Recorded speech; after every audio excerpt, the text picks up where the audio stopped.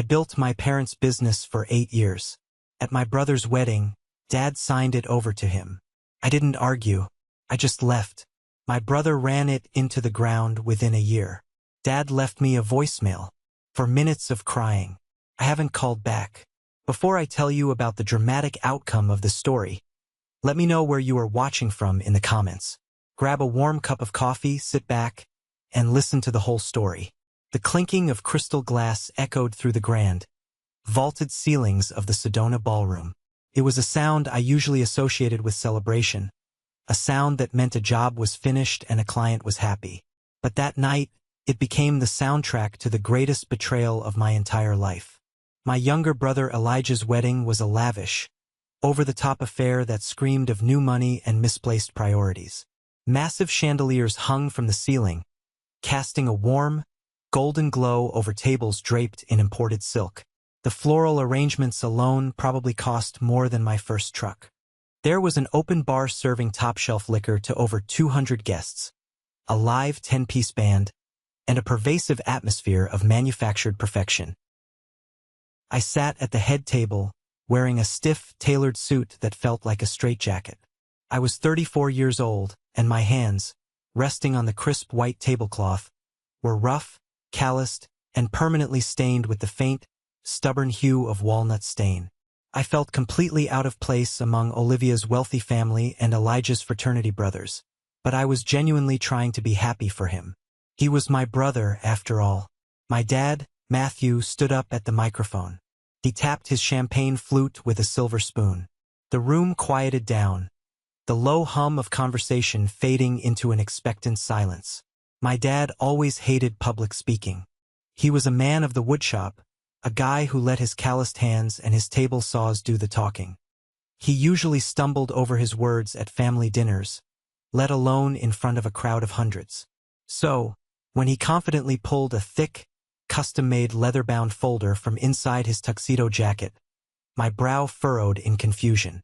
I assumed he had painstakingly written down a heartfelt speech and wanted to read it perfectly. I was so incredibly wrong. He looked out at the sea of faces, his chest puffed out with pride. Then, he looked directly at Elijah, completely ignoring my existence, sitting just 3 feet away at the very same table. He started talking about legacy. His voice boomed through the speakers. He talked about family bloodlines, about the future, and about how a man needs a rock-solid foundation to build his life and his marriage upon. He spoke about the American dream, about building something from the dirt up. I nodded along, a small, proud smile touching my lips. I thought he was talking about our shared hard work. I thought he was acknowledging the blood, sweat, and tears we had poured into the family name. Then he opened the leather folder. Elijah, my father said, his voice thick with emotion. A man needs a kingdom to rule. He needs a legacy to pass down to his own children. Your mother and I have talked, and we believe it is time to secure your future. Therefore, as our wedding gift to you and Olivia, I am officially signing over 100% sole ownership of Callahan & Sons custom cabinetry and millwork. It is yours, my boy, the entire business. Let it well. The air violently left my lungs. It felt like someone had taken a sledgehammer to my ribs. The entire room erupted in deafening applause. People were cheering, standing up, raising their expensive champagne glasses, weeping at the incredibly beautiful, generous gesture of a father passing the torch to his son. I sat there utterly paralyzed. My brain simply refused to process the words. I looked at the folder in my dad's hands, the legal documents catching the light of the chandeliers. I looked at my brother, who was grinning ear to ear, pumping his fist in the air, already acting like a conquering corporate hero who had just closed the deal of the century. Olivia was practically vibrating with greed, her eyes locked on the paperwork. And then I looked at my dad. He wouldn't meet my eyes. He purposely kept his gaze fixed on Elijah, his smile wide and unnatural. He knew exactly what he was doing. He was handing over a massive inheritance, a thriving $1 million business that I had built with my own hands for 8 solid years. He was giving away my late nights, my early mornings, my ruined back, and my sacrificed 20s to a man who didn't even know how to properly calibrate a table saw. I didn't yell. I didn't flip the table, smash my glass, or scream about the sheer, suffocating injustice of it all. I didn't give Olivia's snobby family the satisfaction of a public meltdown. My jaw tightened so hard my back teeth ground together, sending a sharp ache up into my temples. I quietly took my linen napkin, folded it meticulously into a perfect square, and set it down next to my untouched plate. I pushed my chair back, the legs scraping loudly against the polished hardwood floor, and stood up. My girlfriend, Qley, sitting next to me, grabbed my wrist. Her eyes were wide with sheer panic and profound sorrow. She knew. She had seen me come home covered in sawdust, exhausted to the bone. For years, I didn't say a word to her. I just gave her a slight, nearly imperceptible nod. We walked out of that ballroom together. I kept my back straight and my eyes fixed on the heavy oak exit doors. We left behind the cheers, the clinking glasses, the overwhelming stench of expensive perfume, and the family that had just sold my entire life down the river without a second thought. But to understand why my dad's pathetic, 4-minute crying voicemail a year later was so utterly ridiculous, you need to know exactly how much blood I poured into that name and how deep the rot in my family truly went. Growing up in our small, dusty town in Arizona, the lines within our family were drawn early and drawn deep. I was the quiet one, the kid who was content to sit in the garage for hours with a block of scrap pine and a carving knife. I liked the smell of fresh-cut oak, the precise mathematics of joinery, and the satisfying hum of machinery. Elijah, on the other hand, was the golden child. He had the charm, the easy, dazzling smile, and a natural, infuriating ability to make people believe he was destined for absolute greatness without ever actually lifting a finger to prove it. When it was time for college, my parents sat us down at the kitchen table. They had a modest college fund saved up. I told them I wanted to go to a local community college to take some business classes, then jump straight into the trades. Elijah wanted to go to a massive, out-of-state university known more for its football team and Greek life than its academics. My parents drained every single penny of that college fund to send Elijah away. They bought him a car, paid his rent, and funded a lifestyle of tailgate parties and endless socializing. He spent 4 years skipping classes, drinking heavily, and barely scraping by with a generic communications degree that he never once put to use. He bounced from job to job with dizzying speed. He tried selling life insurance but hated cold calling. He tried residential real estate but complained about working on weekends. He even worked at a luxury car dealership for a few months before deciding the management didn't recognize his true potential. Every time he quit or got fired, my mother was there with a warm meal and a ready-made excuse about how the world just didn't understand his brilliance. I took a radically different path. I dropped out of my community college business program after one grueling semester. I didn't need a professor to read from a textbook to know what I wanted to do with my life. I walked into my dad's small, perpetually struggling custom cabinetry shop when I was barely 19 years old. I put on a pair of scratched safety glasses, strapped on a leather tool belt, and never looked back. Callahan & Sons was barely keeping its head above water back then. My dad was a decent carpenter, but a terrible businessman. He undercharged, he overpromised, and he had no concept of modern workflow. I started at the absolute bottom. I swept mountains of sawdust, hauled heavy sheets of MDF, and cleaned the spray booth until my lungs ached. I learned every single machine, every dangerous technique, and every irritating quirk of the local lumber suppliers. While Elijah was out partying on our parents' dime, nursing hangovers on Tuesday mornings, I was clocking in at 5 a.m. in the freezing cold. I would come home covered in a thick, inescapable layer of fine dust, smelling intensely of chemical lacquer, sweat, and hard work. My mother would look at me across the dinner table with a sigh of mild disappointment, asking when I was going to wash my hands properly and get a real, respectable job in an office. Simultaneously, she would praise Elijah to the heavens for simply managing to wake up before noon. Elijah would show up for Thanksgiving dinner wearing a crisp, expensive shirt, talk a massive game about his latest grand, world-changing business idea, and my parents would hang on to his every single word like he was a visiting prophet. I sat there quietly, eating my dry turkey, knowing I had a massive custom kitchen installation the next morning that was paying the mortgage on the house we were sitting in. I never resented the actual work. I loved the shop.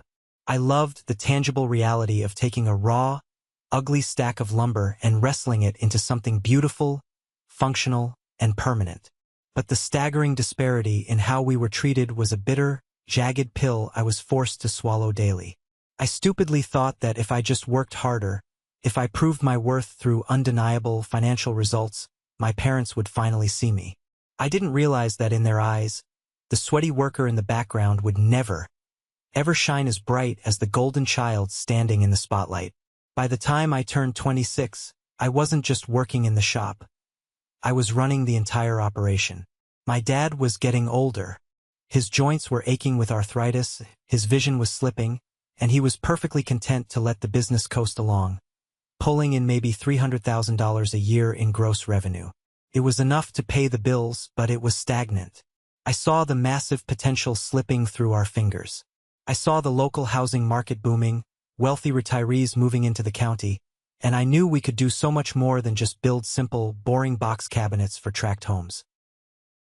I spent 3 weeks staying up past midnight, putting together a comprehensive, 50-page business plan to expand Callahan & Sons into full-scale, luxury kitchen and bathroom remodeling. I mapped out supply chains, marketing strategies, and profit margins. It took months of exhausting arguments to convince my dad to take the risk. He was terrified of change. He fought me at every turn. But I pushed, I argued, and eventually, out of sheer exhaustion, he gave me the green light. Fine, Mason. Do it your way. But if it tanks, it's on your head, he had warned me. I took a meager salary during those expansion years, choosing to reinvest every single spare dollar back into better, faster equipment and aggressive local marketing.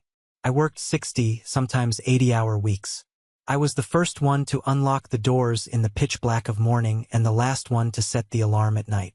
Sometimes, I just slept on a cot in the cramped office because driving home felt like a waste of time. I hunted down lucrative new clients, formed tight relationships with top-tier interior designers who catered to the wealthy, and personally project managed every single build. The results spoke for themselves. Within 3 grueling years, I had completely revolutionized the business. I tripled our revenue. We went from scraping by to pulling in close to $1 million annually. We were no longer a small-town mom-and-pop shop struggling to make payroll. We were the most highly respected custom woodworking business in a 50-mile radius. The physical workload became far too much for just me and my dad, so I started hiring. That's when I brought on David and Joseph. They were 2 incredibly talented, hungry craftsmen who shared my fanatical, obsessive attention to detail. I trained them myself. I taught them my exact standards, my proprietary finishing processes, and my relentless work ethic. We operated like a well-oiled, unstoppable machine. My dad would occasionally walk through the bustling shop floor, holding a cup of coffee he hadn't brewed, pat me on the back, and say things like, "You're doing good work, son. One day, this will all be yours and your brother's." He talked about it like a royal inheritance, a sacred legacy he was building for us, completely ignoring the fact that I was the one actually laying the bricks. I foolishly believed him. I thought I was securing my long-term future. I thought every drop of sweat, every splinter, every missed weekend was a direct investment in a company that would bear my name for decades to come. I never once asked for a formal promotion. I never demanded a massive salary bump. I didn't need a fancy office chair or my name painted on the glass door. I had the deep respect of my crew, the fierce loyalty of our high-end clients, and the undeniable concrete proof that I had built an empire from the dirt up. I thought that was enough. The entire dynamic of our family and the business violently shifted the moment Elijah met Olivia. Olivia came from a notoriously wealthy, old-money family in the next town over. She had expensive, insatiable tastes and possessed a ruthless, calculating streak when it came to social climbing. She looked at Elijah not for who he was, a lazy, unmotivated talker, but for the potential of what he could provide to maintain her lifestyle. And since Elijah's sporadic, embarrassing career history provided nothing but empty promises and bounced checks. He suddenly, desperately needed a stable, highly lucrative anchor to impress her family. That anchor, of course, was the thriving, cash-flush business I had built. About a year before the lavish wedding, Elijah suddenly started showing up at the shop. He didn't come in steel-toed work boots or dusty jeans. He strolled onto the active production floor wearing expensive, tailored slacks, perfectly ironed button-down shirts, and Italian leather loafers, looking like a corporate auditor visiting a gritty factory. He would walk around the floor with his hands clasped behind his back, pointing at expensive machinery he couldn't turn on, asking incredibly superficial questions, and acting like he was conducting a high-level efficiency review. At first, I thought it was a hilarious joke. I told David and Joseph to ignore him, figuring he would get bored after a week, complain about the sawdust ruining his shoes, and move on to his next shiny distraction. But he kept coming. He started inviting himself into my client meetings. I would be going over complex architectural blueprints with a demanding designer, and Elijah would sit there, nodding thoughtfully, throwing in meaningless corporate buzzwords like synergy and vertical integration, while I did the actual exhausting work of estimating load-bearing capacities and material costs. The worst part wasn't Elijah's sudden, parasitic interest. It was my dad's baffling, sickening reaction to it. Matthew absolutely ate it up. He was visibly thrilled that his golden boy was finally showing an interest in the dirty family trade. He started introducing Elijah to our biggest, most important clients not as an observer, but as the brilliant future of the company. He would take Elijah out for long, expensive, 2-hour lunches at the country club to discuss big-picture business strategy, putting the meals on the company card. Meanwhile, I stayed back at the noisy shop, eating a cold, squished sandwich over a set of dusty blueprints, trying to figure out how to meet a looming deadline. I brought it up to my dad one evening when everyone else had gone home. I cornered him in the office. I asked him point-blank why Elijah was suddenly involved in high-level client relations when he literally didn't know the difference between white oak and yellow pine. My dad just waved his hand, brushing me off like an annoying fly. "Relax, Mason. He's got a brilliant mind for business. You handle the production side, you're good with your hands. Let your brother handle the networking and the vision. It's a team effort." There was no promotion for me. There was no equity contract drafted. There was no acknowledgement of the fact that I was the sole reason there was any networking to be done in the first place. I was just the dumb workhorse pulling the heavy cart, while Elijah sat comfortably in the driver's seat, wearing a tailored suit, completely and utterly ignorant of the dangerous road ahead. The real, fatal knife in the back didn't actually happen at the wedding reception. It happened a few days prior, though my brain refused to process the gravity of it until much later. I had stopped by my parents' house on a rainy Tuesday evening to drop off some urgent tax paperwork for my dad to sign. The front door was unlocked, as usual, so I just walked in, wiping my boots on the mat. I heard voices coming from the kitchen. It was my mom and dad. I stopped dead in the hallway when I heard my own name. "Are you absolutely sure Mason won't cause a massive scene at the reception?" my mom asked. Her voice was hushed, frantic, and laced with nervous guilt. "He won't," my dad replied, his tone dismissive and frighteningly confident. "He's steady. He's always been steady as a rock. He'll understand that Elijah needs this far more than he does. Mason can survive anywhere, he's a survivor. Elijah needs a lifeline, Margaret, especially with a girl like Olivia. If he doesn't have a solid title and a serious income, her family will eat him alive." I know, my mom sighed heavily. "I just want the wedding to be perfectly flawless. I even went to the boutique with Olivia yesterday to pick out that custom leather binder for the presentation documents. She's so incredibly excited. She thinks it's going to make Elijah look like a CEO." I stood there in the dark, narrow hallway, my heart pounding so violently in my chest it deafened me. The leather binder, the presentation documents. They were planning something massive. My own mother, the woman who had watched me come home physically broken, exhausted, and battered for 8 years to build their bank accounts, was actively, eagerly conspiring to hand my life's work over to my brother, simply to appease his materialistic, snobby fiancé. She knew. She had helped plan the ambush. She literally chose the wrapping paper for the knife they were going to stick directly into my spine. I slowly, quietly backed out of the house. I gently closed the front door without making a sound. I got into my truck, drove 2 blocks away, parked, and sat there for an hour, staring blankly through the windshield at the pouring rain. I desperately told myself I was misinterpreting the conversation. I told myself my parents, despite their blatant favoritism, wouldn't do something so unfathomably cold, so meticulously calculated. I convinced my desperate mind that it was just some minor administrative change, maybe giving Elijah a fake vice president title to make him look impressive for his new in-laws. I was a colossal fool. They had orchestrated the entire handover, working with lawyers behind my back, perfectly timing the announcement for maximum public impact in front of 200 people, so I wouldn't dare object and ruin the perfect day. They weaponized my loyalty, my quiet nature, and my refusal to cause public drama against me. The morning after the wedding, I woke up at exactly 4 a.m. It was pure muscle memory.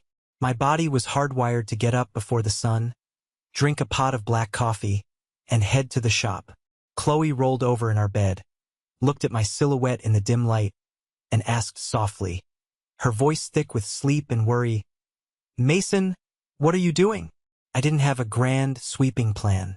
I just had an overwhelming, primal need to sever the cord before the poison reached my heart. I drove to Callahan and Sons. The massive parking lot was entirely empty. The giant, illuminated wooden sign above the main door, the sign I had personally designed and paid to have refurbished just 2 years ago, mocked me in the pre-dawn darkness. I unlocked the heavy steel front door and walked onto the massive shop floor. I didn't touch a single piece of inventory that belonged to the company. I didn't take a single brass screw, a square of sandpaper, or a scrap of cheap plywood. But over the last 8 years, because my dad was incredibly cheap and refused to upgrade our equipment, I had slowly amassed about $15,000 worth of my own personal high-end tools. Specialty plunge routers, German-engineered measuring instruments, Japanese pull saws, and custom chisels. I pulled my truck up to the back loading dock and spent 2 hours methodically, silently packing my gear into heavy hard cases. The silence in the cavernous shop was absolutely deafening. Every deep scratch on the solid oak workbenches, every chemical stain on the gray concrete floor was a direct testament to my backbreaking labor. At exactly 6:30 a.m., my cell phone started buzzing in my pocket. It was Elijah. I stared at the screen for a second, then let it go to voicemail. 10 minutes later, my mom called. Voicemail. Then my dad. Voicemail. They were waking up in their expensive hotel suites, probably nursing massive hangovers from the open bar, fully expecting me to show up, turn on the lights, and open the shop for my brother like a good, dutiful little employee. I finished loading the last heavy case of routers into my truck bed. I walked over to the main drafting workbench, the exact spot where I had designed our most complex, profitable projects. I took my heavy, worn brass shop key off my keyring.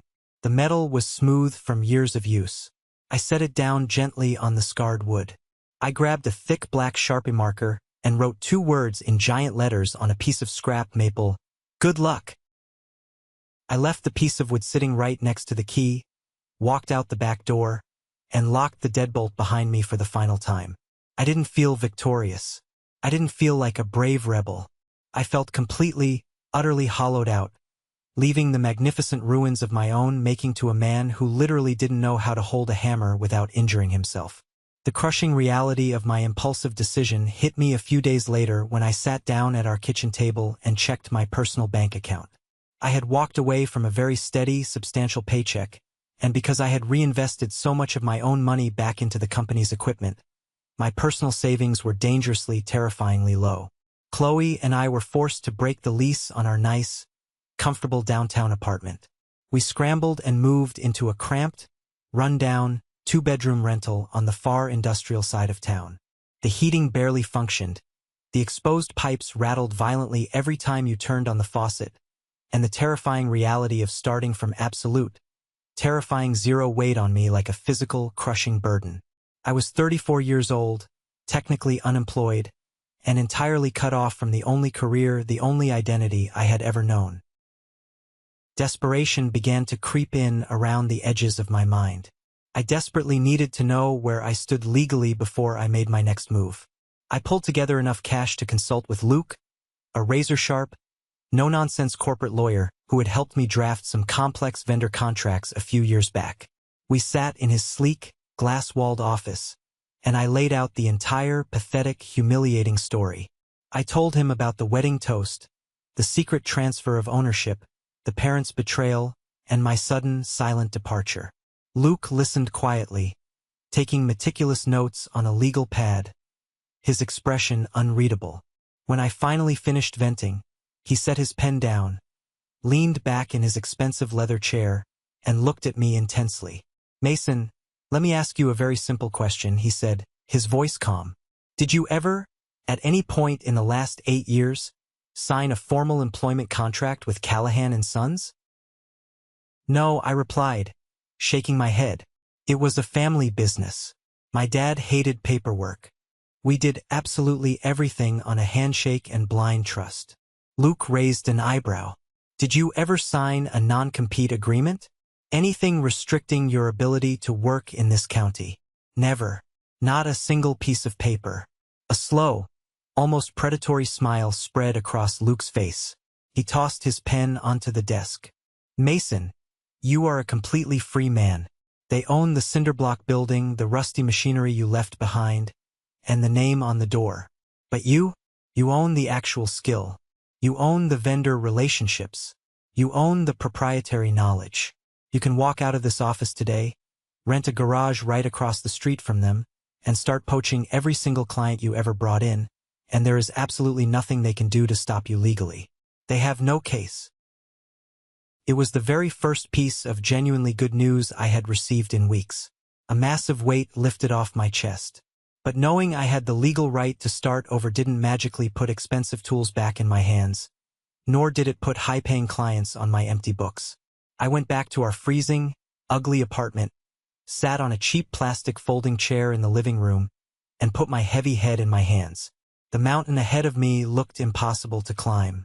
Qley walked over, knelt down in front of me, wrapped her warm arms around my shoulders, and kissed the top of my head. "You built an empire once from nothing but sawdust," she said softly, looking fiercely into my eyes. "You know exactly how the machine works. Now you just have to go build it for yourself. No partners, no leeches, just you." Her unwavering faith in me was the spark of ignition I desperately needed. I wasn't dead yet. I was just starting over, and this time I was keeping all the equity.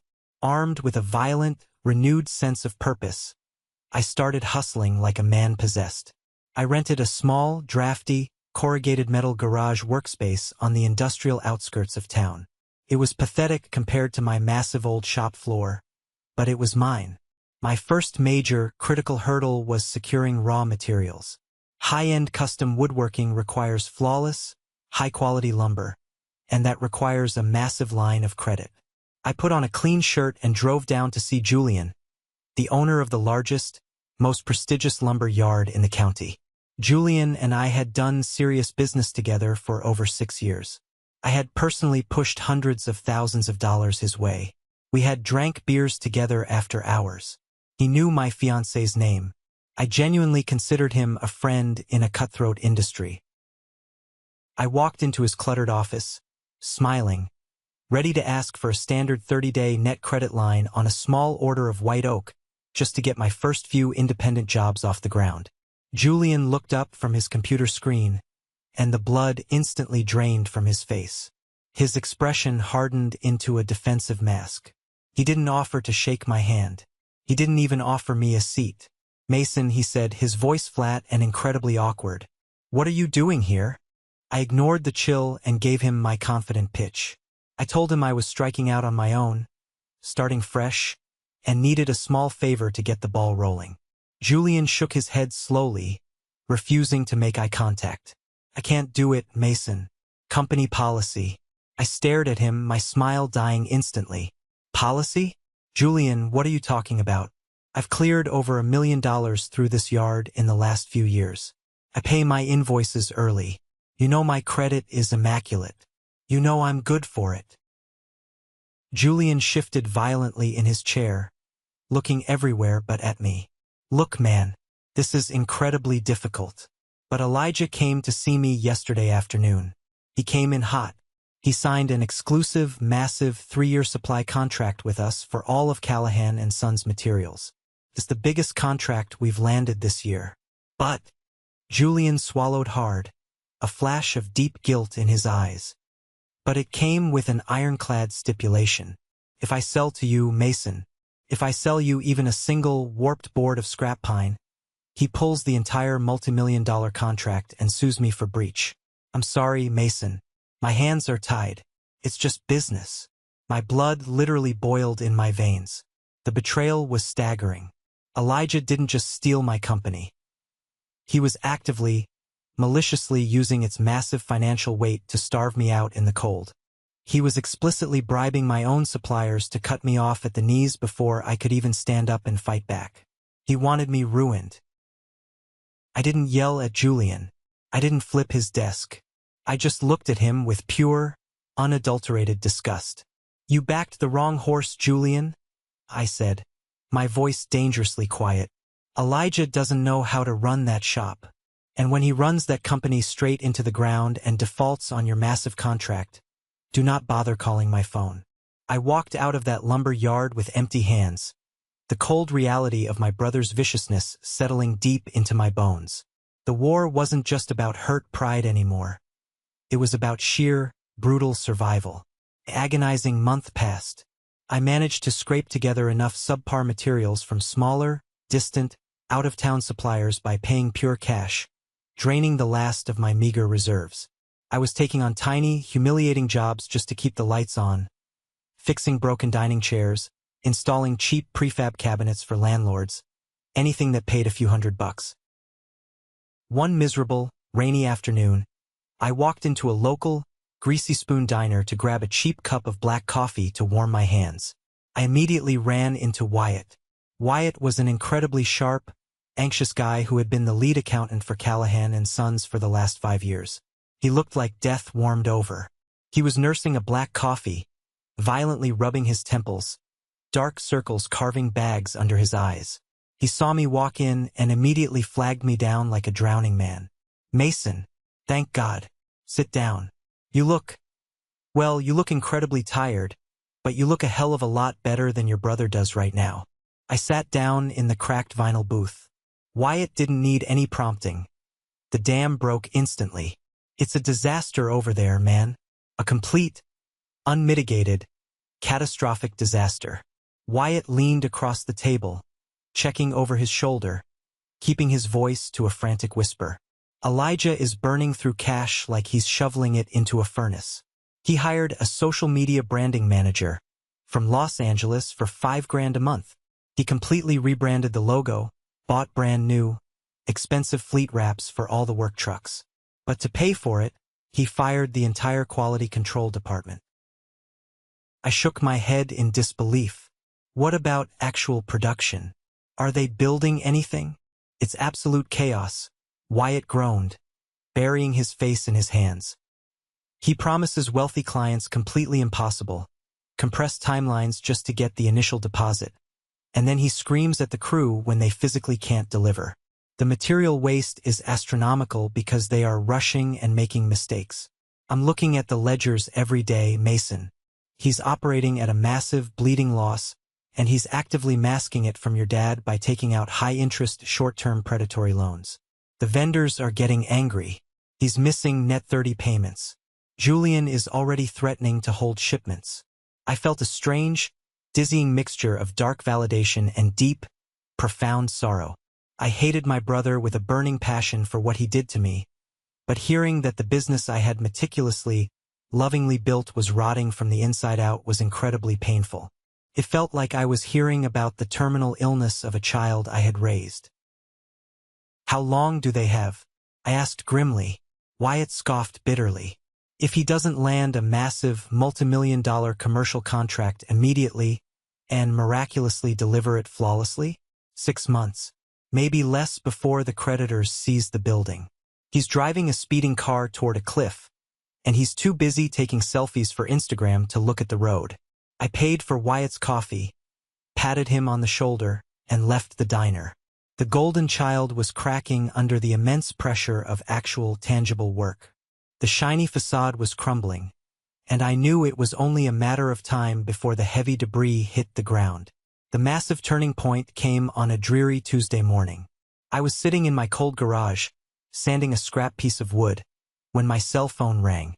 The caller ID displayed a name I hadn't seen in nearly 8 months. Mr. Carter. Carter was one of the most prominent, ruthless, wealthy luxury home builders in the entire state. He was a hard-nosed, screamingly demanding client, but he paid massive invoices on time, in cash, and he commanded absolute respect in the industry. I had fought tooth and nail to win his business years ago. I answered on the second ring, clearing the dust from my throat. Mason speaking. Mason, this is Carter. I hear through the grapevine you're finally out on your own. His voice was gruff, furious, and vibrating with tension. That's right, sir. Operating independently now. Good. Because your idiot brother is a complete and utter fraud. Carter didn't mince words. He never did. I stupidly gave Callahan and Sons the massive contract for the master vanity installations on the Ridgeview Estate project. Elijah swore up and down, shook my hand, and promised the quality would remain identical to when you were running the floor. I just walked the site an hour ago. The joinery is sloppy, amateur garbage. The finishes are uneven, the stain is blotchy, and they missed the critical installation deadline by 2 full weeks. I threw his entire pathetic crew off my site and fired them. I felt a massive jolt of pure adrenaline hit my bloodstream. I'm incredibly sorry to hear that, Mr. Carter. That's unacceptable. Don't patronize me, Mason, he snapped. I need the master bathroom in the multimillion-dollar model home fixed immediately, stripped down to the studs and rebuilt from scratch. I need it absolutely perfect, and I need it done in exactly 4 days for a massive showing with international buyers. Can you do it? Or are you going to give me excuses too? I'll be on the site in 20 minutes, I said, already grabbing my keys.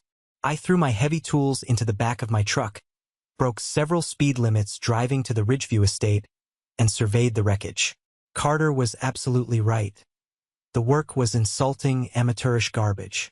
It looked like it was built by a blindfolded high school shop class.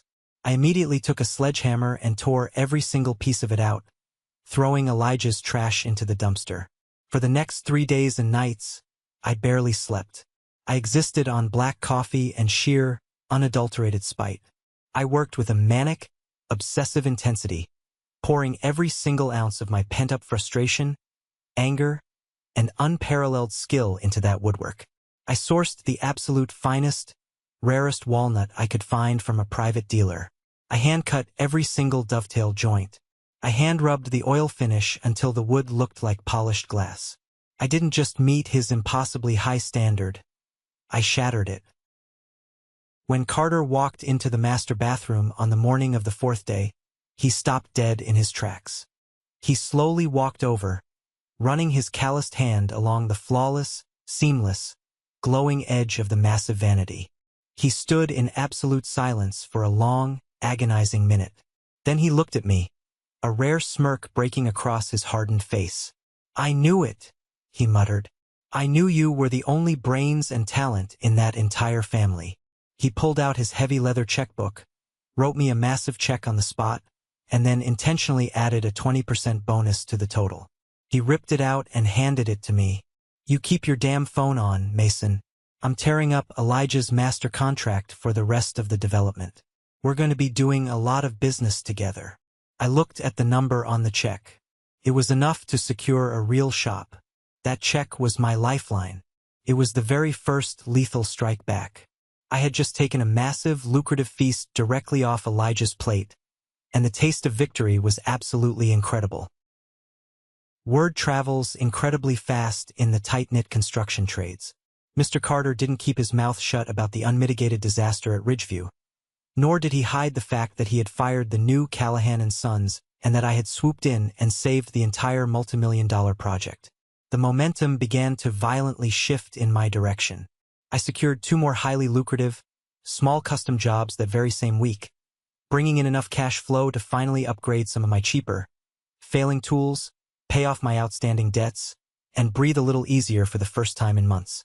But the real, defining victory arrived the following Monday morning. I was in my drafty, freezing garage, carefully running a piece of expensive cherry trim through the router, when a familiar, beat-up, rusted pickup truck pulled into the cracked concrete driveway. The heavy doors creaked open, and David and Joseph stepped out into the cold air. These were the 2 master craftsmen I had personally hired, trained, and mentored years ago at Callahan. They were the best in the business. They walked into my garage, looking around at the cramped space, the cheap fluorescent lighting, and the absolute lack of basic amenities. "Boys," I said, wiping a thick layer of sawdust off my hands, my heart skipping a beat. "What brings you out here to the slums?" David, a massive bear of a man with a thick beard and a man of very few words, crossed his muscular arms over his chest. "We quit." Joseph, younger and far more animated, nodded vigorously, his face red with lingering anger. "Elijah is a total nightmare, boss. He is an absolute clown. He doesn't know a dovetail joint from a hole in the ground. He screamed in my face yesterday in front of the whole crew because I flat out refused to use cheap, water-damaged particle board on a luxury, $50,000 custom cabinet build. He told me to just glue it together and paint over the horrific defects so the client wouldn't notice. I told him where he could shove his paint. I threw my heavy framing hammer on his glass desk, shattered the corner of it, and walked right out the front door. Dave packed his bags and followed me 10 minutes later. I looked at them, overwhelmed with a sense of loyalty I hadn't felt in a year. "You guys know I'm operating out of a freezing garage, right? I can't pay you anywhere near the salary or the benefits you were making over there. Not yet. I don't have health care. I don't have a break room. We don't care," David said flatly, his voice rumbling like a diesel engine. "We want to build good things, Mason. We want to work for a guy who actually respects the wood and respects the men cutting it. You tell us what you can afford to pay right now, and we'll make it work until things pick up. We're with you." A massive lump formed in my throat, choking off my words. I had lost my blood family, the people who were supposed to protect me, but standing right here in front of me in a freezing garage was a true brotherhood forged in sawdust, sweat, and hard work. "Grab your leather aprons from the truck," I told them, cracking my very first genuine, wide smile in many long months. "We've got a hell of a lot of work to do." With David and Joseph officially by my side, I wasn't just a desperate, lone guy in a garage anymore. The absolute core of Callahan and Sons, the real talent, the heartbeat of the production floor, had defected to my side. We were a highly skilled, incredibly angry army, and we were finally ready to march. While I was grinding out brutal 14-hour days with my loyal crew, slowly but surely building a pristine, untouchable reputation in the county, Elijah was living in an utterly psychotic alternate reality. I made it a strict point not to look at his social media feeds, knowing it would only enrage me, but in a small town you simply can't avoid the loud, obnoxious noise. One evening, after a long shift, Qley walked into the kitchen and handed me her phone, her face pale. "You need to sit down and see this," she said, her voice dripping with absolute, unfiltered disgust. It was a highly produced, slick Instagram video. Elijah was standing in front of the main Callahan and Sons building, wearing expensive designer sunglasses and a tight, branded polo shirt that showed off his gym muscles. But it wasn't the shirt that caught my attention. Behind him, gleaming under the Arizona sun, sat a brand new, metallic gray, fully loaded Porsche 911 Carrera. He was leaning casually against the hood of the six-figure sports car, talking directly to the camera with a smug, arrogant grin about the massive rewards of the daily grind, and taking the legendary family legacy to the absolute next level. He literally slapped the hood of the luxury car, promising big, disruptive things for the future of custom cabinetry, while promoting a discount code for cheap prefab kitchen islands. I stared at the glowing screen, utterly and completely bewildered. My brain short-circuited. I knew exactly what the profit margins of that shop were down to the penny. Even if the business was thriving, which Wyatt, the accountant, had definitively assured me it was not, buying a brand new Porsche on company credit was absolute financial suicide. It was a pathetic, wildly desperate attempt to project massive success and wealth while his actual business was violently hemorrhaging major clients and losing its best, most critical workers. He was slapping a shiny $100,000 bandage on a gaping, fatal chest wound. 20 minutes later, my personal cell phone buzzed on the counter. The caller ID made my stomach drop. It was my mother. I stared at it, hesitating for a long moment, then angrily swiped to answer. "Mason," she said. Her voice was trembling, laced with an artificial, sickly sweetness that made my skin crawl. "How are you doing, honey? We miss you so much." "I'm incredibly busy, Mom. I have a business to run." "What exactly do you want?" I wasn't playing the passive-aggressive family game anymore. She sniffled loudly into the receiver. "Your brother is under a lot of terrible stress right now. The business, well, it's just growing so incredibly fast, and he has so much on his plate with all the new, complicated marketing initiatives. It's overwhelming for him. He desperately needs help, Mason. He needs his big brother to come back home and run the production floor so he can focus on the big picture. He's spoken to your father, and they are willing to offer you your old salary back to return." I actually laughed out loud, a harsh, barking laugh that echoed in my small kitchen. The sheer, staggering audacity of the request was mind-blowing. "My old salary? You want me to come back and save him from his own catastrophic incompetence while he drives around town in a brand new Porsche he clearly can't afford? Mason, please, be reasonable," she cried, dropping the sweet act, her voice turning shrill and demanding. "He's family. He's your flesh and blood. You are actively tearing this family apart with your petty, childish stubbornness. Your father is sick over this." "No, Mom," I said, my voice dropping an octave, turning to absolute, unforgiving ice. "Dad tore this family apart at the wedding reception when he handed my life to a fraud. Elijah is tearing it apart right now with his massive, fragile ego and his sports cars. You all made your incredibly comfortable bed. Now you can lie in it and watch it burn." I hung up the phone, went into my settings, and permanently blocked her number. I was completely done being the disposable safety net for a family that had so casually thrown me into the fire. The dust from the Ridgeview estate job hadn't even settled when my phone rang again. It was a Thursday morning, crisp and cold. I was back in my freezing garage, sweeping up sawdust, feeling a strange mixture of extreme exhaustion and pure, unadulterated triumph. The massive check from Mr. Carter was sitting on my workbench, folded neatly inside an envelope. It was enough money to put a down payment on a real commercial workspace and buy 2 heavy-duty table saws outright. I wiped my hands on my jeans and pulled my phone from my pocket. It was Carter's office. His executive assistant told me that Mr. Carter requested my presence at his downtown corporate headquarters immediately. I didn't ask questions. I washed my hands with gritty pumice soap, put on a clean flannel shirt, and drove downtown. Carter's office building was a towering monument of glass and steel. It was a place where multimillion-dollar deals were struck over black coffee and firm handshakes. I walked into his sprawling corner suite on the 20th floor.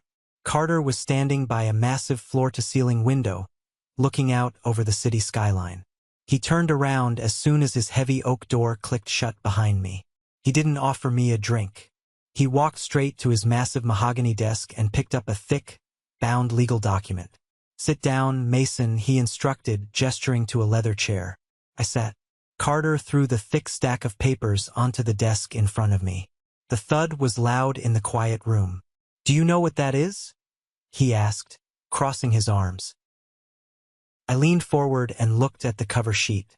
It was a commercial development contract. "It looks like a master vendor agreement," I said cautiously. "That," Carter said, his voice hard and precise. is the master contract for the entire Oakwood Valley luxury subdivision. We are breaking ground on 32 high-end custom homes next month. Every single house requires custom kitchen cabinetry, bathroom vanities, built-in library shelving, and crown molding. The total budget for the millwork alone is $400,000. I swallowed hard. That wasn't just a job. That was a company-making contract. That was the kind of money that changed a man's life overnight. That's a massive project, Mr. Carter. It is, he agreed, sitting down across from me. And for the last 6 months, your idiot brother Elijah has been begging me for it. He took me out to expensive steak dinners. He brought his awful wife, Olivia, who spent the entire time talking about her country club. He showed me glossy brochures and promised me the moon. He told me Callahan & Sons was expanding, upgrading, and ready to handle my entire portfolio. Carter leaned in closer, his dark eyes locking onto mine. But I am not a stupid man, Mason. I have been in the construction business for 40 years. I know a fraud when I see one. I knew the second your father handed that company to a guy who wears loafers to a job site, the quality was going to absolutely tank. I knew Elijah was nothing but a hollow suit. I was stunned. If you knew that, why did you give him the Ridgeview master bathroom job in the first place? A cold, calculated smile spread across Carter's face. It was the smile of an apex predator. Because I needed a legally binding reason to permanently blackball Callahan & Sons from every single one of my future developments. I gave him a high-profile, incredibly difficult test project. I gave him enough rope to hang himself. And he did exactly what I expected. He failed miserably. He breached the quality clauses in my standard vendor agreement. By failing that test, he legally invalidated any claim his company had to bid on the Oakwood Valley project. I completely severed his ties to my firm, and my lawyers made sure he can't sue me for lost revenue. Carter tapped the thick contract sitting between us. I didn't want Callahan & Sons. I wanted you. I just had to wait for you to officially leave and set up your own shop. So here is the deal, Mason. I want your hands on my houses. I want David and Joseph running the installations. I want the exact same obsessive, perfect quality you delivered for the last 8 years. If you can guarantee me that this $400,000 contract is yours, right here, right now. My hands were actually shaking. I reached into my pocket, pulled out my cheap plastic pen, and clicked it. I didn't need to read the fine print. I knew Carter was tough but fair. I flipped to the signature page and signed my name on the dotted line. It wasn't just a signature. It was a declaration of absolute independence. You won't regret this, Mr. Carter, I said, my voice thick with emotion. He stood up and offered his hand. I shook it firmly. I know I won't, Mason. Now go lease a real shop and hire some more men. You start in 3 weeks. I walked out of that glass tower feeling 10 feet tall. I had just stolen the crown jewel of the local construction market right out from under my brother's nose. Elijah had tried to starve me out by bribing my suppliers, but raw talent and a pristine reputation had just handed me an absolute fortune. The absolute collapse of Callahan & Sons happened much faster than anyone could have ever predicted. It was a Tuesday afternoon, just 4 days after I signed the massive Oakwood Valley contract. I was busy looking at commercial real estate listings, trying to find a proper warehouse to lease, when my phone rang. It was Wyatt, the accountant. I picked up the phone. Hey, Wyatt, what's going on? It's over, Mason, Wyatt said. His voice was completely devoid of emotion. It sounded flat, hollow, and utterly exhausted. The castle has completely crumbled. I stopped what I was doing. What happened? Give it to me straight. Wyatt took a deep, shaky breath. The bank froze the main operating accounts at 9 o'clock this morning. Elijah missed 3 consecutive payments on that massive, high-interest commercial loan he took out to cover the marketing budget and his ridiculous car lease. The creditors finally pulled the plug. They literally locked the accounts. We can't cut payroll. We can't buy a single box of screws. We are completely dead in the water. Where is Elijah? I asked, a cold sense of dread creeping up my spine despite everything. He's hiding inside his glass office with the blinds pulled down. Wyatt scoffed bitterly. He won't answer his phone. Julian from the lumber yard showed up an hour ago screaming his head off because his massive invoice bounced. Elijah refused to come out. Julian threatened to call the police and file fraud charges. It was a total circus. And what about Olivia? I asked. I knew exactly how his gold-digging wife would react to the money drying up. Oh, it gets better. Wyatt let out a harsh, dry laugh. Olivia showed up 30 minutes after the bank called. She stormed into his office.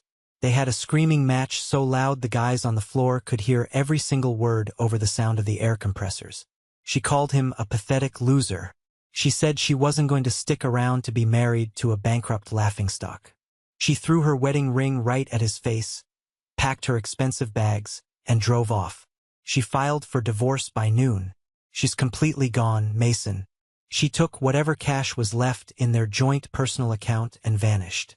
I stood there in the middle of my dusty garage, completely speechless. The glorious, shiny empire my father had so proudly handed to his golden child had burned to the ground in less than a single calendar year. Elijah had lost the business, his reputation, and his wife all in the span of a few terrible hours. "What are you doing, Wyatt?" I finally asked. "I'm packing my desk," he replied tiredly. "I haven't been paid in 3 weeks anyway. But before I leave this sinking ship, I'm doing one last thing." Elijah ordered me to hide the ledgers. He explicitly told me to cook the books so your parents wouldn't find out how bad the debt really was. I'm not going down for corporate fraud to protect that arrogant idiot. "So what did you do?" I bypassed him entirely, Wyatt said, a hint of fierce satisfaction returning to his tired voice. "I printed out the raw, unedited, bleeding ledgers. Every single missed payment, every bounced check, every defaulted vendor contract. I put it all in a thick manila envelope and paid a private courier to hand-deliver it directly to your father's front door. Matthew is going to see exactly what his golden boy did to his legacy. Good luck, Mason. You were the only good thing about this place." The line went dead. I stared at the phone. The reckoning had finally arrived. That evening, I was sitting at my small kitchen table with Qley, eating takeout and going over the preliminary blueprints for the Oakwood Valley houses. My phone was resting on the counter. At exactly 7:15, the screen lit up. The caller ID boldly displayed the name, Matthew Callahan. My father. I stopped chewing. Qley looked at the phone, then looked at me. The air in the kitchen suddenly felt incredibly heavy. My father hadn't called me since the day of the wedding, almost a full year ago. He had let my mother do all the dirty work, all the begging and pleading for me to return. Now, facing the absolute destruction of his namesake company, he was finally picking up the phone himself. I didn't reach for it. I just sat there, my hands folded on the table, and watched the phone vibrate across the cheap laminate counter. It rang 5 times, then clicked over to voicemail. A notification popped up on the screen. He had left an audio message. "Are you going to listen to it?" Qley asked softly, placing her hand gently over mine. "Not tonight," I said, picking up a pen and turning my attention back to the blueprints. "Tonight, I am working on my own future. His past can wait until tomorrow." The next morning, I woke up early. The sun wasn't even up yet. I brewed a strong cup of black coffee, poured it into a travel mug, and walked out to my truck. I sat in the driver's seat. The cab was freezing cold. I didn't turn the engine on. I pulled my phone out of my heavy jacket pocket, tapped the voicemail icon, and pressed play. The message was exactly 4 minutes and 11 seconds long. For the first 3 entire minutes, there were absolutely no words. Just the heavy, ragged, agonizing sound of my father sobbing. He was weeping with a profound, terrifying intensity. I had never, in 34 years of life, heard my father cry. He was a stoic, emotionally repressed man who believed showing sadness was a sign of unforgivable weakness. But sitting alone in my freezing truck, I listened to a grown man completely fall apart.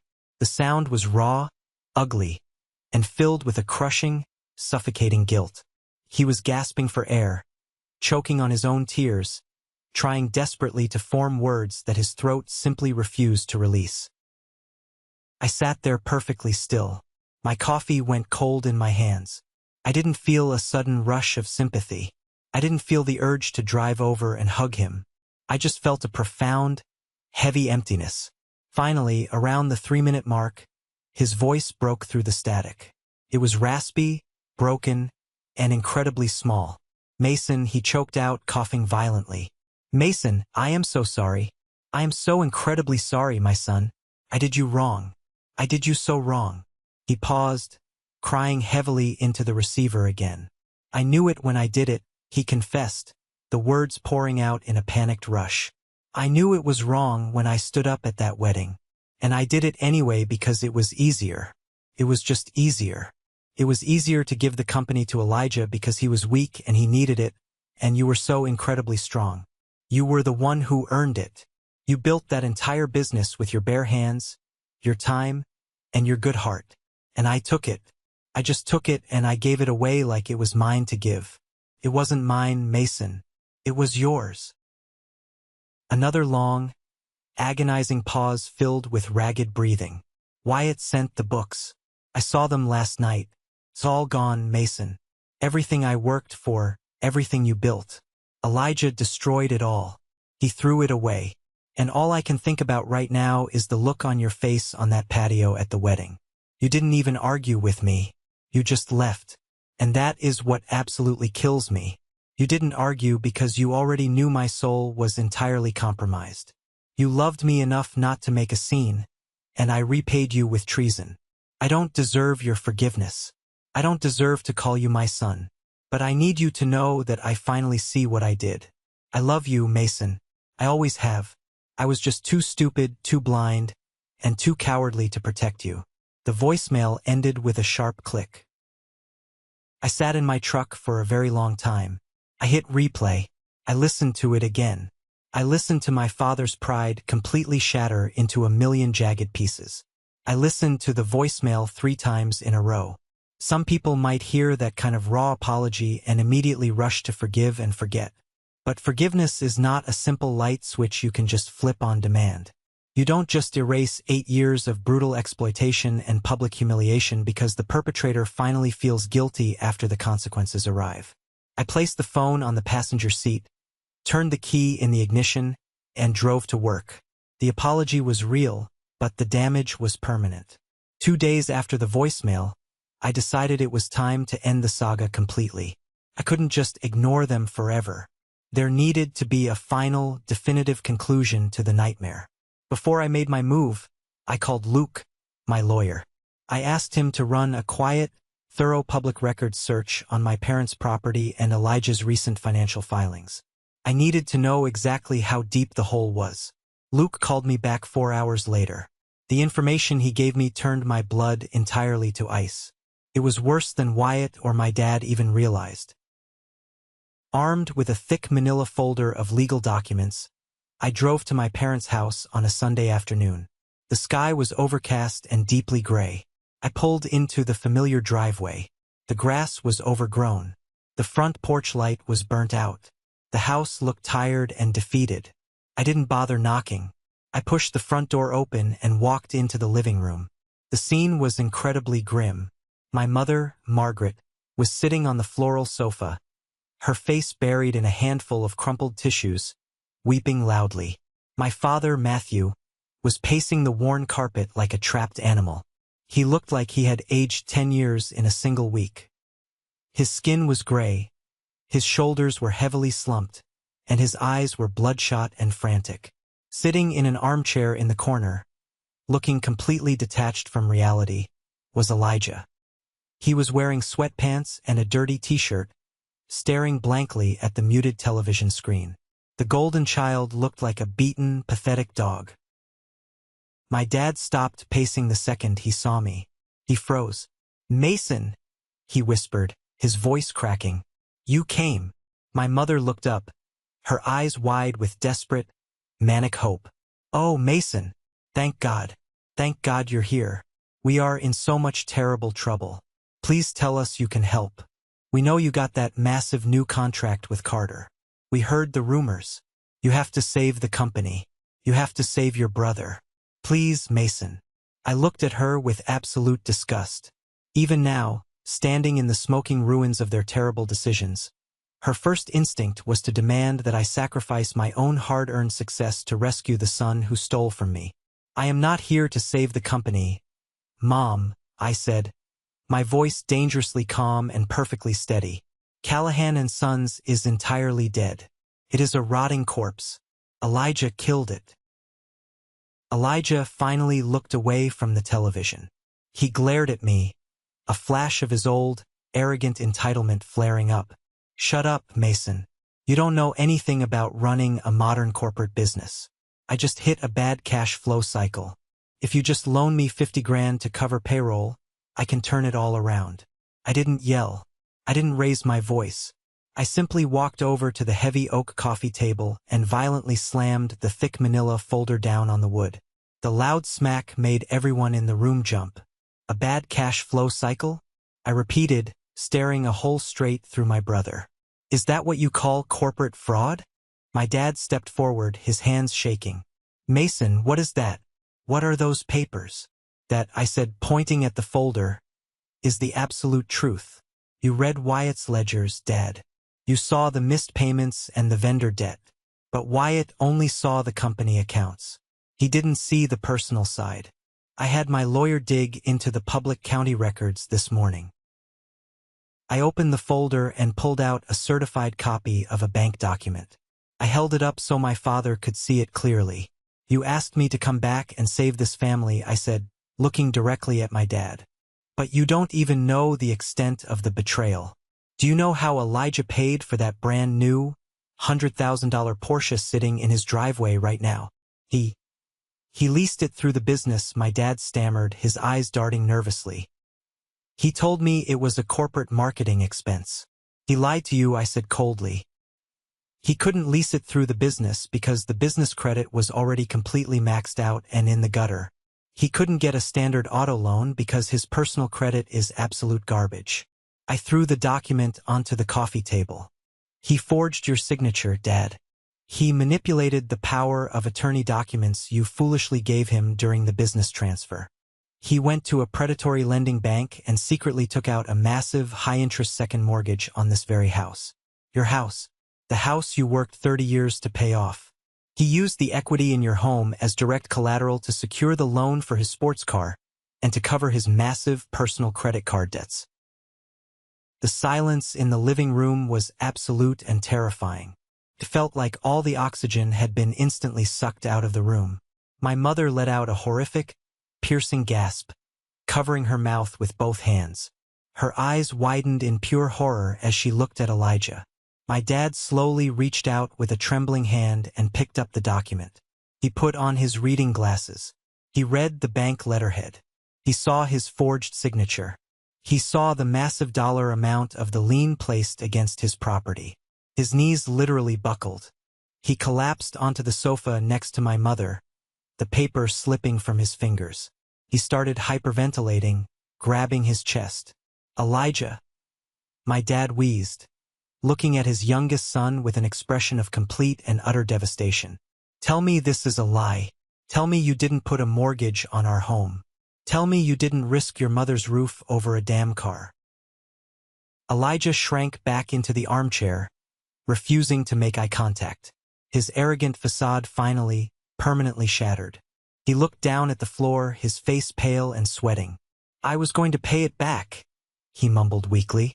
I just needed some temporary capital to project success. You have to spend money to make money. It was just an investment in my personal brand. I was going to pay the bank back as soon as the big contracts came in. There are no big contracts. My dad suddenly screamed, his voice tearing through the house with a terrifying fury I had never witnessed before. He shot up from the couch, his face purple with absolute rage. You bankrupted my company. You drove away my best son. Your wife left you. And now you have stolen my house. You thieving, worthless parasite. My mother threw herself over my dad, sobbing hysterically, trying to pull him back down to the couch before he had a heart attack. Matthew, please calm down. We can fix this. Mason will fix this. Mason has the money now. She looked at me, her face streaked with black mascara, her eyes pleading with a desperate, pathetic intensity. Mason, you have to pay the mortgage off. You have to save the house. You're making so much money now. Please, do it for your father. I stood tall, looking down at the absolute wreckage of my family. I felt nothing but a cold, hard sense of absolute justice. They had finally reaped exactly what they had sown. I am not paying a single dime of Elijah's debt, I said, my voice echoing loudly in the quiet, tragic room. You chose him. You handed him the keys to the kingdom without a second thought. You actively conspired behind my back to steal 8 years of my life to give him a free ride. Now, the ride is over, and the brutal bill has finally come due. This is the moment that changes everything, the moment I finally took back control of my life. Thank you so much for your patience and for staying with me until now. You've been amazing. Please give this video a like and comment 1 below to let me know you've made it this far. Not only does this help more people find this story, but it also lets me know that my experiences truly mean something to someone. Your support is my greatest motivation to keep sharing the rest of this journey. The chaotic screaming in the living room eventually died down, replaced by the heavy, suffocating sound of my parents' quiet, desperate sobbing. Elijah remained glued to his chair, staring at the floor, completely paralyzed by the catastrophic reality of his own massive failures. He had finally run out of excuses, out of charm, and out of other people's money to spend. My father looked up at me from the sofa. His face was entirely devoid of hope. The proud, stubborn patriarch who had confidently handed over $1 million company at a wedding reception was completely gone. In his place sat a broken, terrified old man who was staring down the barrel of homelessness in his retirement years. What do we do, Mason? He asked, his voice barely a raspy whisper. The bank is going to foreclose on the house. We have absolutely nothing left. My savings are gone. The company accounts are frozen solid. We are going to be living on the street. I reached into my jacket pocket and pulled out a crisp, white business card. I walked over and placed it gently on the coffee table, right next to the forged mortgage documents. It was Luke's card. You call this number tomorrow morning at exactly 8 o'clock, I instructed calmly, stepping back to maintain my physical distance. Luke is a ruthless, highly effective corporate bankruptcy attorney. He is not cheap, but he is the best in the state. I have already spoken to him about your situation. My mother looked up, a tiny, pathetic glimmer of hope returning to her eyes. He's going to save the company? No, I quickly corrected her, crushing that false hope instantly. Callahan & Sons is entirely dead.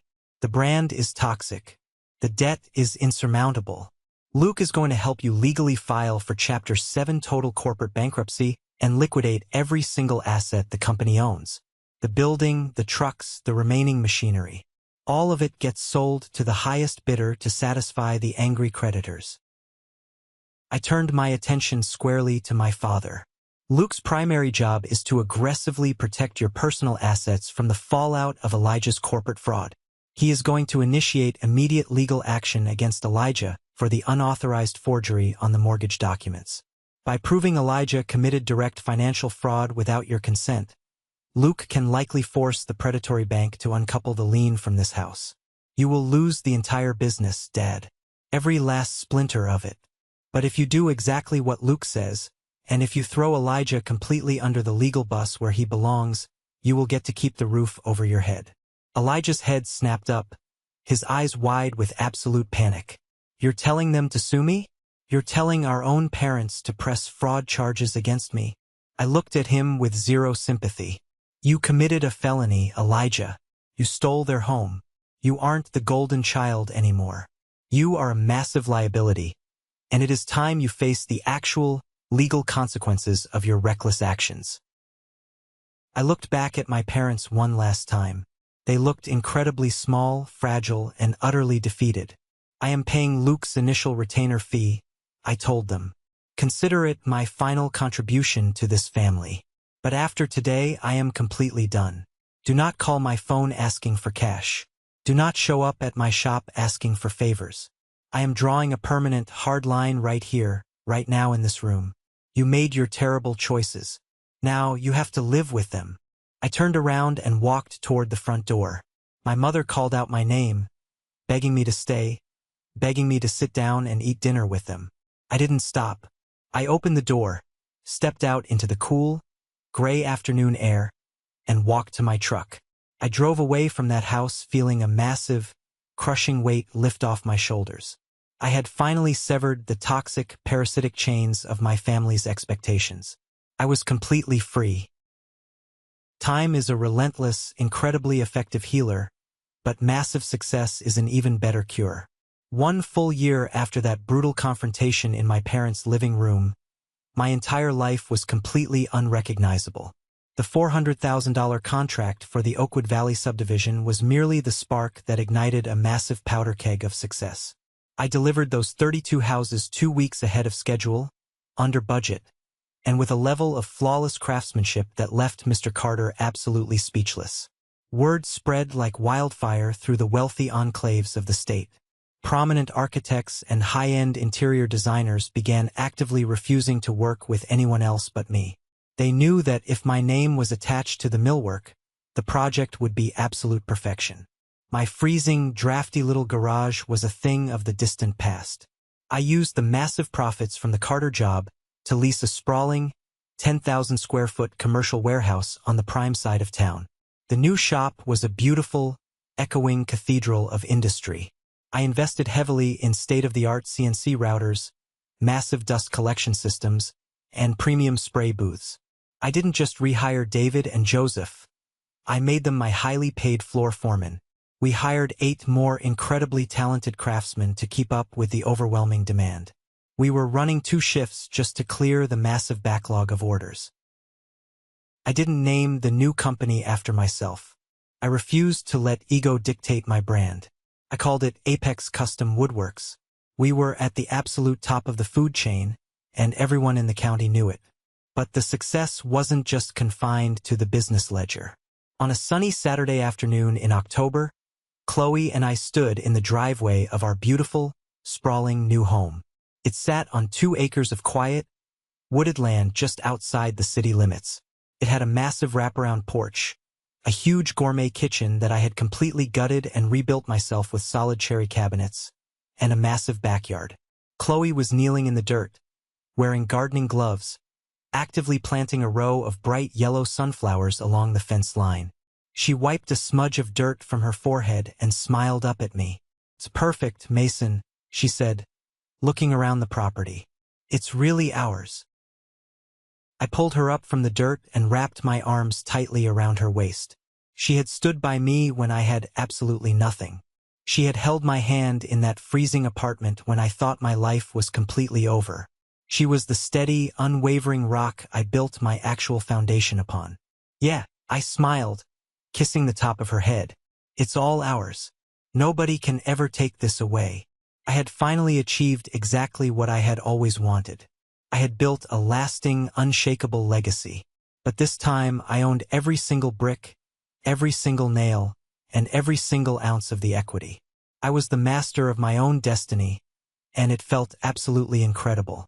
While my life was rapidly ascending to new, incredible heights, the brutal, unrelenting consequences of karma were aggressively catching up with the people who had tried to bury me. The legal fallout from Elijah's massive financial fraud was completely spectacular. Luke, my brilliant lawyer, had absolutely eviscerated him in court. To save their own home from foreclosure, my parents were forced to officially testify against Elijah, confirming the gross forgery of the mortgage documents. Elijah narrowly avoided actual prison time by agreeing to a highly restrictive, incredibly punitive plea deal, but his life was entirely ruined.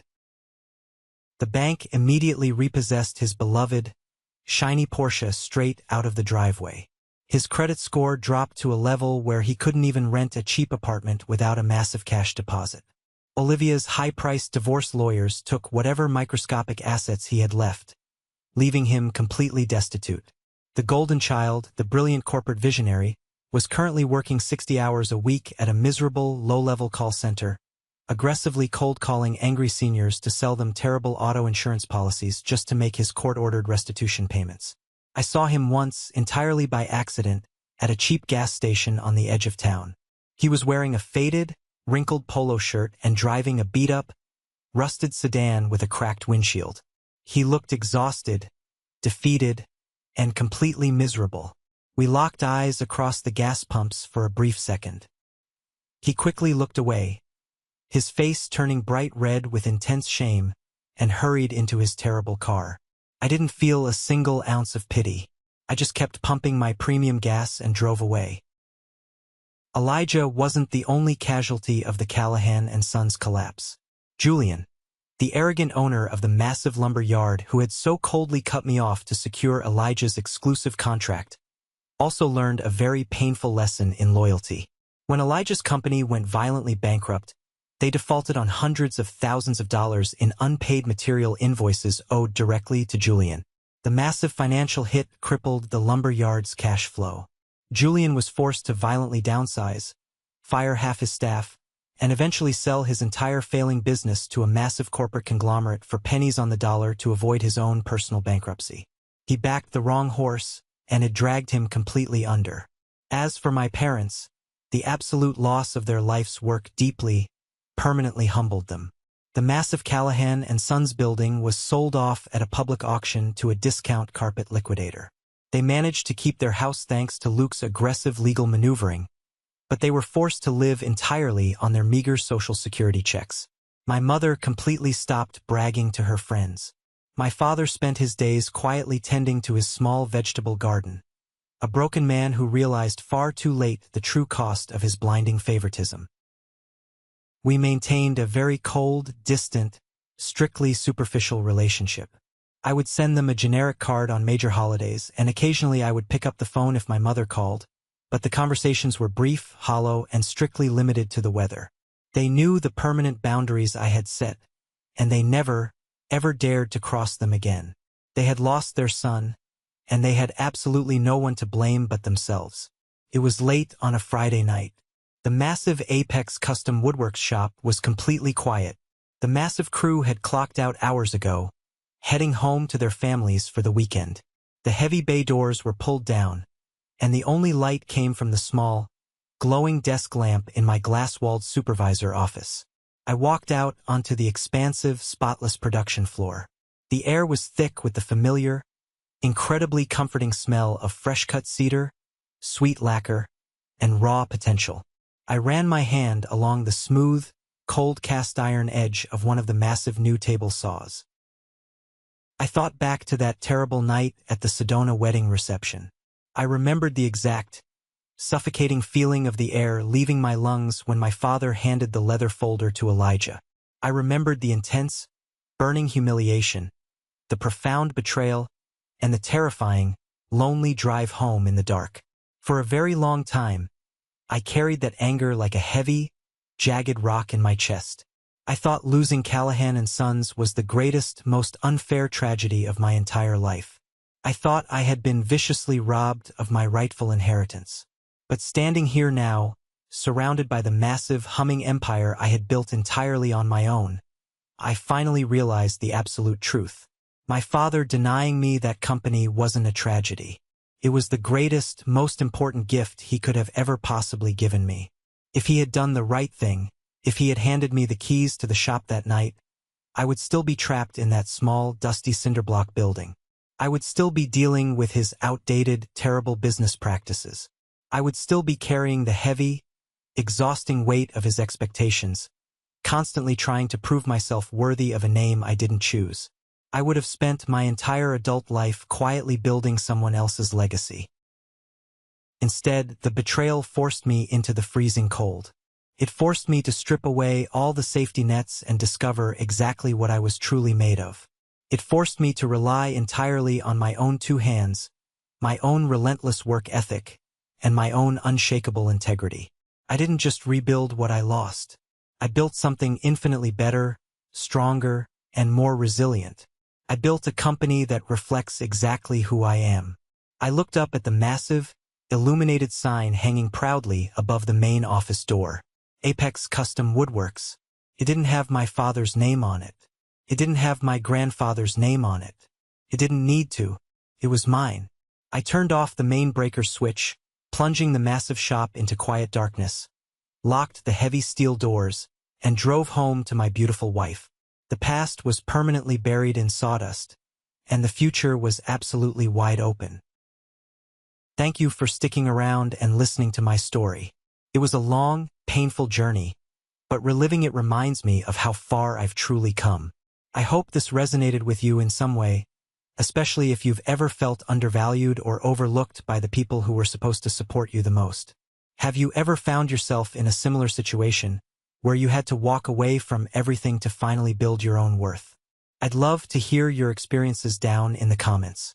And if you made it all the way to this exact moment, you are officially part of the 1% Club. Drop a W in the comments below. W stands for winner. It lets me know who the truly amazing people are who stick around until the very end. If you enjoyed this story, please hit that like button and follow the channel so we can share more incredible journeys together. See you in the next